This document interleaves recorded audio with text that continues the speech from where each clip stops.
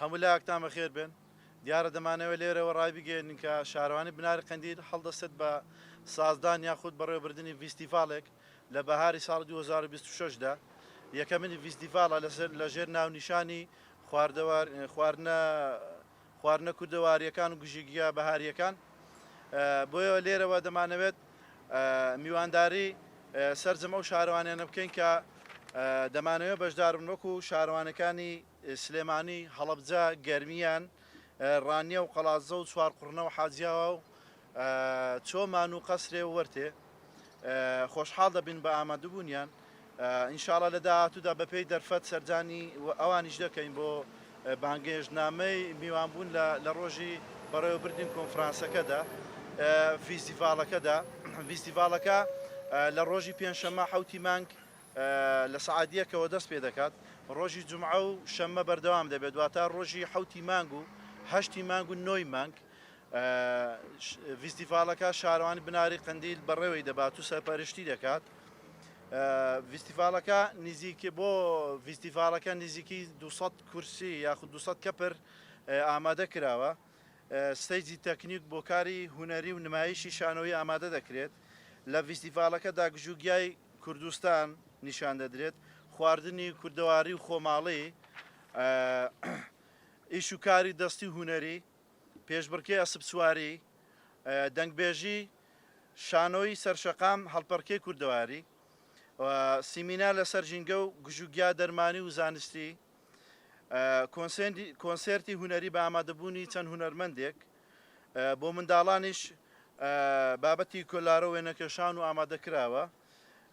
بۆیە ئەمە دەمانەوێت لێرەوە ڕای بگەێنی کە یەکەم کۆنفرانسە لە شارەوان بناری قەندیل کە ئەنجامی دەدات یەکە و فیستیڤالە. بۆیە دەمانەوێت ئەم فیستیڤالە کلیلی دەرگایەک بێت بۆ کردنەوەی فیستیڤالەکانی داهاتوو ئینشاڵڵا بە حوکمی پرۆسەی ئاشتی کە ئێستا پرۆژە ئاستی بەرەو پێش چووە. بابەتی لایەنی ئەمنی زۆر بەرچاو گراوە، پرۆسەیەکی خۆشە. بە هۆکاری پێشکەوتنی پرۆسەی ئاشتی ئێمە توانیمانە ئەو فیستیڤالە بکەینەوە لە داهاتوودا بەردەوام دەبین.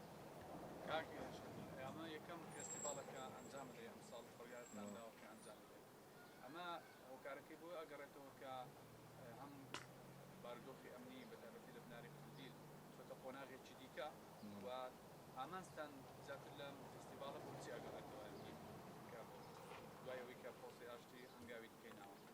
سازدان یاخود بەڕێوەبرچوونی یەکە و فیستیڤال لە بناری قەندیل یەکە و هۆکار پرۆسەی بەرەو پێشتنی پرۆسەی ئاشتیە کە ناوچەکە تاو ئەمینە و ئاماجی سەرەکیشمان نیشاندان و هاندانی خەڵکەوە نیشاندانی ئەو گژوگیا بەهاری و کوردەواریانەیە یاخود و خواردنانەیە کە لە بناری قەندیل ئەنجام دەدرێن یاخود بوونیان هەیە. بە دڵنیاییەوە لە دوای ئەو فیستیڤالەوە بۆمان دەردەکەوێت کە لەمە دوا هەنگاوی زیاتر بنین بۆ هاوین و یاخود ئەو بەروبوومانەی پاییز کە لە پاییزانیش داهەنە بۆ ساکردنەوە یاخود فرۆشتنی سەردەم ئەو بەروبوومە کشت و کاڵیانە کە خەڵک کار و کەسابەتی لەسەر دەکات. سەردانگون بەرهەمی جیاوازیان هەیە بەهۆی ئارامی و ناوچێنی ئەتواندا بەرهەم بێ لێرە بەدەوە بەرهەمی زۆرەبی بانکی خەڵک لەو کڕین ئەو بەرهەمانە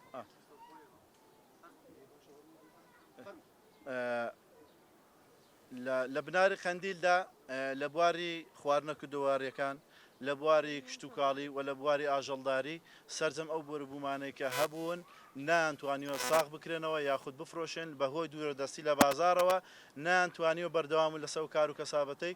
بۆیە ئەمە دەمانەیە ببینە پەیوەندیەک لە بینی بازار و خەڵکەکە بۆ ساغکردنەوە سەرجەم ئەو بەروبوومانێکە خەڵکیشی لەسەر دەکات.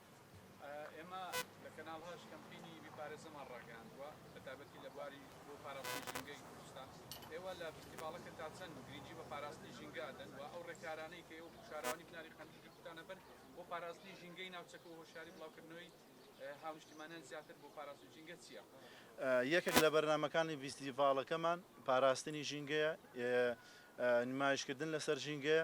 بۆیە ئەمە لێرەوە ڕای دەگەێنن و پێشتر لە ساڵ 2009 کە شارەوانی بناری قەندیل بنیادرانەوە هەبووە بوونی هەبووە زۆر تەرکیز لەسەر ئەوەی کراوە کە ژینگە بپارێزە و ژینگە بەرەو پێش ببرێ. بۆیە ژێمەوە ڕێبازە بەرنادەین بەردەوامین لەسەر ژینگە و پاراستنی ژینگە. دەستان خۆش بێت.